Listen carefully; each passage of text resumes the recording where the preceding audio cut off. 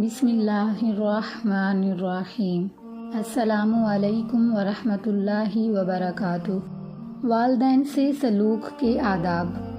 ماں باپ کے ساتھ اچھا سلوک کریں اور اس حسن سلوک کی توفیق کو دونوں جہان کی سعادت سمجھیں۔ خدا کے بعد انسان پر سب سے زیادہ حق ماں باپ ہی کا تو ہے۔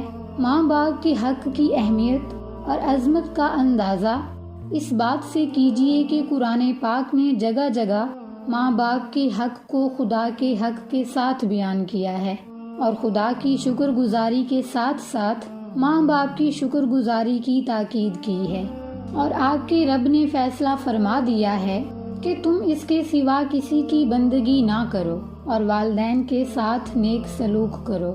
والدین کے شکر گزار رہیے۔ محسن کی شکر گزاری اور احسان مندی شرافت کا اولین تقاضا ہے، اور حقیقت یہ ہے کہ ہمارے وجود کا محسوس سبب والدین ہیں۔ پھر والدین ہی کی پرورش اور نگرانی میں ہم پلتے بڑھتے اور شعور کو پہنچتے ہیں، اور وہ جس غیر معمولی قربانی، بے مثل جاں فشانی اور انتہائی شفقت سے ہماری سرپرستی فرماتے ہیں، اس کا تقاضا ہے کہ ہمارا سینہ ان کی عقیدت مندی، احسان مندی اور عظمت و محبت سے سرشار ہو، اور ہمارے دل کا ریشہ ریشہ ان کا شکر گزار ہو۔ یہی وجہ ہے کہ خدا نے اپنی شکر گزاری کے ساتھ ساتھ ان کی شکر گزاری کی تاکید فرمائی ہے۔ ہم نے وصیت کی کہ میرا شکر ادا کرو اور اپنے ماں باپ کے شکر گزار رہو۔